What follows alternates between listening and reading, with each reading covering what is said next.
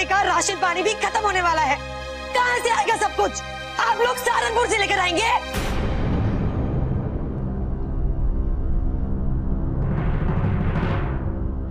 सोना देखो, शांति से भी तो काम हो सकता है ना, प्लीज। हाँ, शांत हो जाओ, शांत हो जाओ बहू। इशिता तो भी बच्ची है, पर हम तो समझदार है ना। देखो, जल्दबाजी और गुस्से में कभी कभी बना बनाया काम भी बिगड़ सकता है। मैं अपनी तरफ से पूरी कोशिश कर रहा हूं, लेकिन कोई कोई काम बनने में थोड़ा टाइम तो लगता ही है ना। देखो, भाई साहब को भी हमारी चिंता है। अब क्या इंतजाम करने वाला है तू बबलू?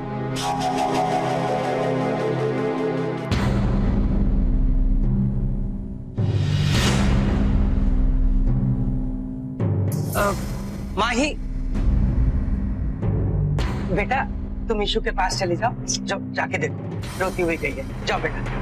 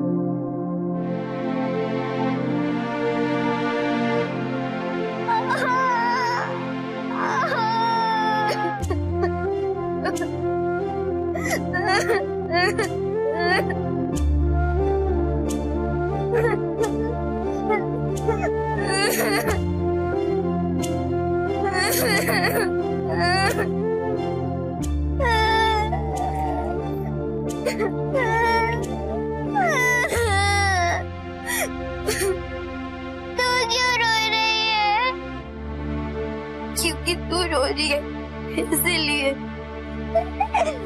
मुझे तो बहू ने थप्पड़ मारा, मैं तो इसीलिए रो रही हूँ। पर तुझे तो किसी ने नहीं मारा, तो तू क्यों रो रही है? मुझे तेरा रोना नहीं देखा जा रहा है, इसलिए मुझे भी रोना आ रहा है। और इडियट, जब कोई मारता है तो रोना तो आ जाता है ना। जब चाची ने तुझे थप्पड़ मारा था ना, तो पता नहीं मुझे क्यों रोना आ गया। ऐसा लगा कि मुझे थप्पड़ पड़ा है। लेकिन ऐसे कैसे हो सकता है? थप्पड़ मुझे पड़ा और दर्द तुझे हुआ। पता नहीं, लेकिन मैं सच बोल रही हूँ। जब स्कूल में सुषमा को मार पड़ती थी, तो पता नहीं मुझे क्यों रोना आता था। अच्छा बस कर, और जल्दी से चुप हो जा। तो रो रही है तो मुझे अच्छा नहीं लग रहा। मुझे भी अच्छा नहीं लग रहा तेरा रोना। अब तो जल्दी से चुप हो जा। तूने पहले रोना शुरू किया था, तो तू पहले बंद करेगी ना अपना रोना। मैंने कहा ना तू जल्दी से चुप हो। जब तक तू चुप नहीं होगी तो मैं भी नहीं होंगी। तो मेरी बात नहीं मानेगी? तो तू कब मेरी बात मान रही है?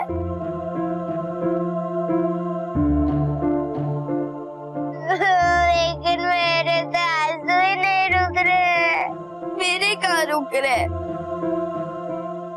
ओके, हम एक काम कर, हम दोनों एक साथ चुप होंगे जब मैं काम करूंगी तब। ओके?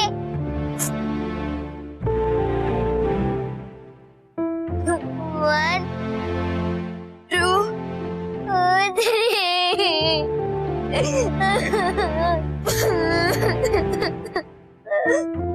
तूने चीटिंगी? नहीं, मैंने नहीं, तूने चीटिंग की। मेरे कार्ड करने के बाद भी तू चुप रही हुई, तो चीटर है। तूने की ना, कितनी बड़ी चीटर है। देख, अभी भी रो रही है तू।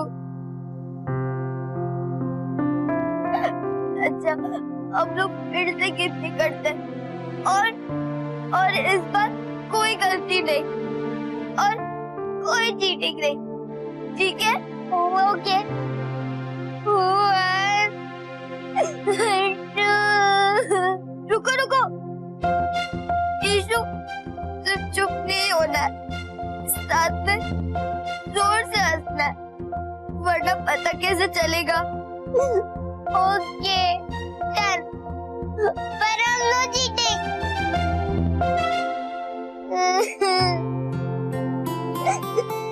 1 2 3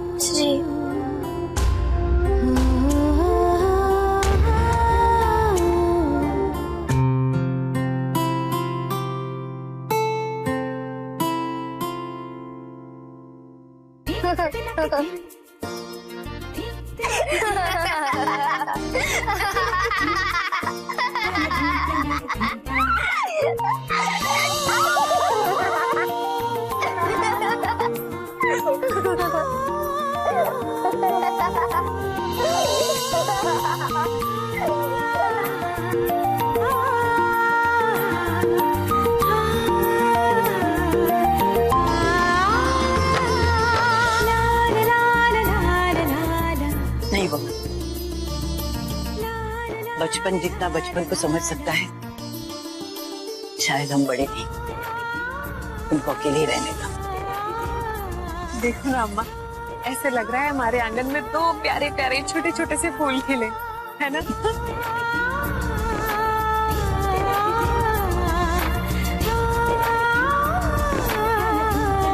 अरे मेरी बात तो सुनिए। लाइफ में पहली बार मेरी इतनी इंसल्ट हुई है सिर्फ आपकी वजह से। देखिए, मुझे एक और चांस दे दीजिए। वो बच्ची जरा कुत्ते से डर गई थी बस। और मैं आपसे बहुत ज्यादा डर गया हूँ। नो मैडम नो, मुझे आप जैसे लोगों के साथ काम करके अपनी इज्जत का कचरा नहीं करवाना है। Okay, thank you very much. Hello hello, काट दिया, क्या करूं? हाँ, 1-2 कोऑर्डिनेटर्स और है, वहां काम बन सकता है। हेलो मिस्टर जेडी, हाँ नमस्ते जी, मैं सोना गुप्ता बोल रही हूँ। हाँ पहचान लिया ना जी, वो मैं आपसे मिलना चाह रही थी। अब कोई नया प्रोजेक्ट हो तो। हाँ, कोई नया प्रोजेक्ट नहीं है? Okay, thank you. Oh no. हाँ सोना जी, वो कुछ नया काम आया ईशू के लिए? अभी मैं जरा बाहर हूँ, बाद में आपको फोन करूँ?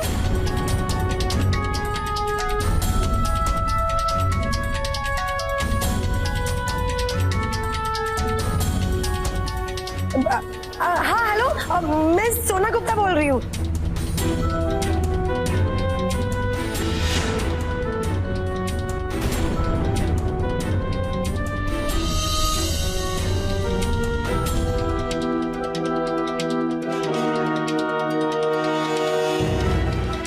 हेलो, आपकी आवाज नहीं आ रही। हेलो हेलो, आवाज नहीं आ रही? पहले जो कोऑर्डिनेटर्स मैडम मैडम करके बुलाते थे, आज वो मुझसे दूर भाग रहे। सोना, अरे क्या हुआ? बात हुई किसी से? बात हुई और खत्म भी हो गई। 1-2 कोऑर्डिनेटर्स थे जिनसे कोई उम्मीद थी, वो उम्मीद भी छूट गई। मुझे तो लगता है ईशु को काम दिलाने के लिए मुझे ऑफिस टू ऑफिस स्ट्रगल करना पड़ेगा, जैसे कुछ साल पहले किया था। सोना, सब ठीक हो जाएगा, भगवान सब ठीक करेगा। अरे भगवान क्या, ये सीरियल की टिपिकल डायलॉग बोलना बंद करो। मेरा सर पहले ही फटा जा रहा है।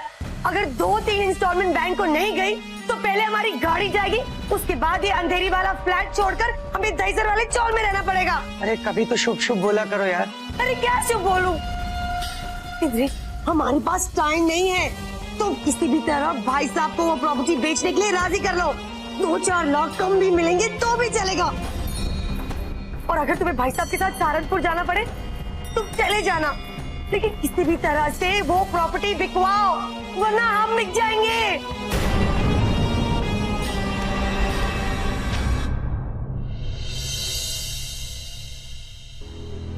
क्या कर रहे हैं आप? ये लोग आपसे आस लगाए बैठे हैं कि आप सहारनपुर का मकान बेचकर इन्हें पैसे देंगे। ये बहुत गलत है। ये कम से कम अपने सगे भाई के साथ तो ऐसा मत कीजिए। बोल दिया। देखिए, एक बात समझ लीजिए, अगर आप इन्हें सच नहीं बताएंगे ना तो मैं बता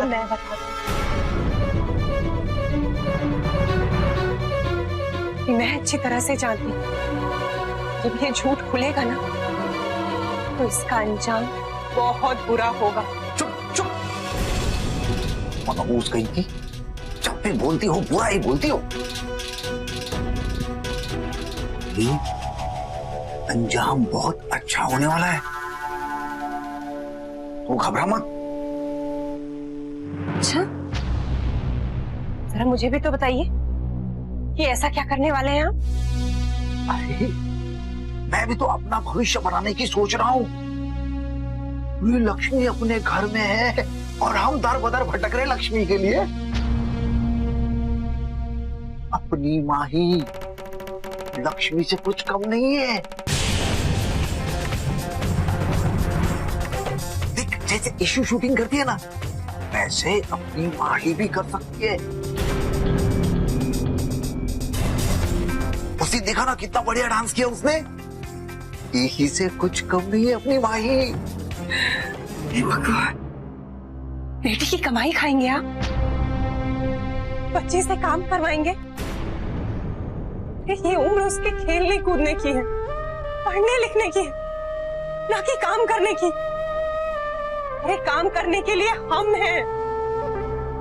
एक बात मैं आपको साफ साफ बता देती हूँ, माही बस स्कूल जाए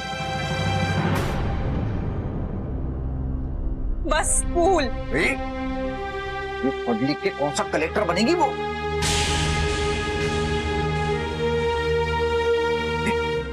अगर इस शहर में पैर जमा दिए तो ईशु की तरह उसके भी पोस्टर लगेंगे। पोस्टर, समझ गई? ये इतना आलीशान बड़ा घर होगा उसका। इशिता जैसे ठाठ में रहती है ना, वैसे अपनी बेटी भी राज करेगी, राज। हाँ, इशिता जो ठाठ करती है वो भी देखती हूँ मैं, लेकिन साथ ही जिन जिन तकलीफों का सामना करना पड़ता है उसे मैं वो भी देख सकती हूँ। क्योंकि आपके भाई भाभी को तो वो दिखता नहीं, क्योंकि उनकी आंखों पे तो मोटी कमाई की पट्टी चढ़ी हुई है। अरे लानत है ऐसी कमाई जो बच्चों से उनका बचपन छीन ले। जो गलती देवरानी जी ने की है ना, मैं कभी नहीं करूंगी। ये पूरी सच्चाई की बीन बजाना बंद कर दे, इससे पेट नहीं भरेगा। सोच ले, देख हम सहारनपुर नहीं लौट सकते और तेरे भाई के वहां कानपुर जाके पैर जमाने में बड़ी मुश्किल होगी। तो पैसे कहां से आएंगे? जब पैसे नहीं होंगे तो भाई का बचपन तो नील बटा नील हो जाएगा। ना पढ़ पाएगी ना खेल पाएगी।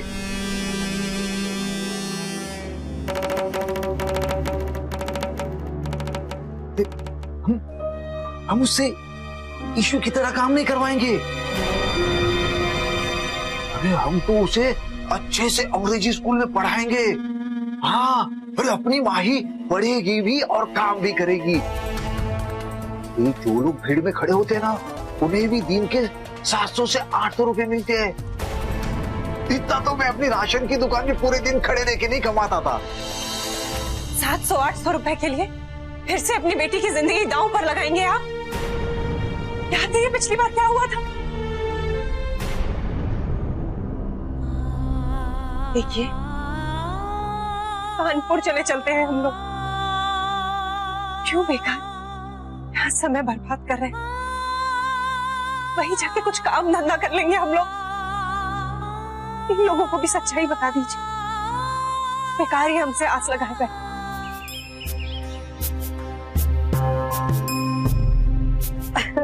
अब लाइए ना दीदी, मैं काट देती सब।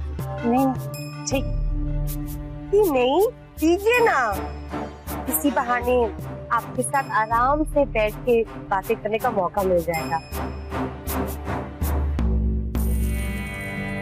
आप लोग इतना कुछ कर रहे हैं हमारे लिए और मैंने ठीक तरह से थैंक्स भी नहीं कहा।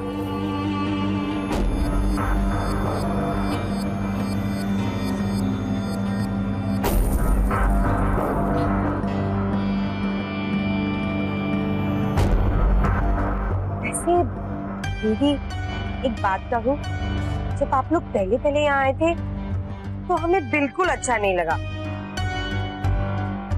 लेकिन जिस तरह से आप लोगों ने छोटी सी लेकर बड़ी प्रॉब्लम्स में हमारा साथ दिया और फिर अब सहारनपुर का मकान भी बेच रहे हैं आप लोग हमारे लिए,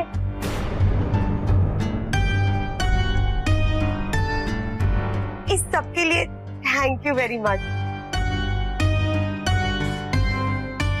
आप लोगों के अलावा हमारा है ही कौन, और अगर आप लोग हमारा साथ ना देते तो पता नहीं हमारा क्या होता, है ना इंद्रेश? हाँ बिल्कुल। भाई साहब, मैंने आज बहुत मेहनत की है। देखिए, बड़ी मुश्किल से 2 टिकटें लाया हूँ। कहाँ की? अच्छा, आप दोनों वैष्णो देवी जा रहे हो? अरे भाई साहब, हम दोनों नहीं, हम दोनों जा रहे हैं। अरे भाई, सहारनपुर जा रहे हैं हम।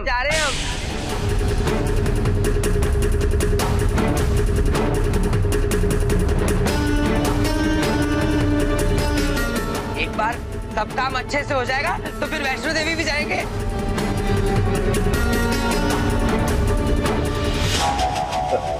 सहारनपुर? अरे छोटे, ये अचानक से सहारनपुर का प्रोग्राम कैसे बना दिया तूने? मुझे बताया भी नहीं। और अरे भाई साहब, अब आप अकेले मकान बेचने के लिए परेशान हो रहे हैं तो मेरा भी फर्ज बनता है कि आपकी कुछ मदद करूं। वहीं चलते हैं, हाँ? वहाँ के पेपर में एक ऐड दे देंगे, यूं फट से बिक जाएगा मकान। हाँ? क्यों सोना? हाँ। अरे भाई साहब, ये अकेले परेशान क्यों हो? बस भाई साहब, अब आप जल्दी से तैयार हो जाइए। अरे आज रात की गाड़ी है, खाना खाते ही निकल जाएंगे। देखिए, इस मुश्किल में सहारनपुर का मकान ही हमारे लिए एक बहुत बड़ा सहारा। आपने इसको बेचने के लिए हाँ कर दी, हमें बहुत बड़ी मुश्किल से निकाल लिया भाई साहब। अब देखिएगा, मेरे वहां जाते ही क्या बढ़िया भाव मिलेगा मकान का। ये मकान अम्मा और बाबूजी की निशानी है, मैं समझता हूँ। देखिए, इसको बेचने का मन तो नहीं है मेरा, पर भाई साहब मैं भी मजबूर हूँ और कोई चारा नहीं है भाई साहब।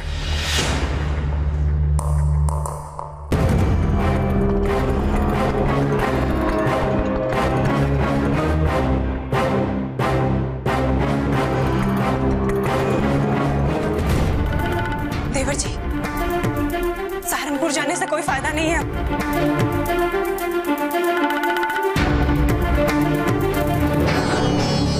अब कुछ नहीं बचा है सहारनपुर में।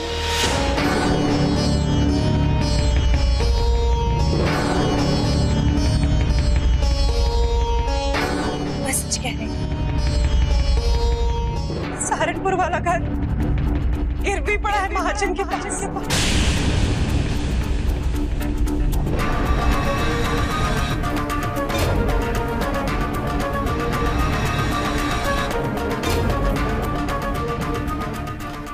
कुछ नहीं बचा, कुछ नहीं।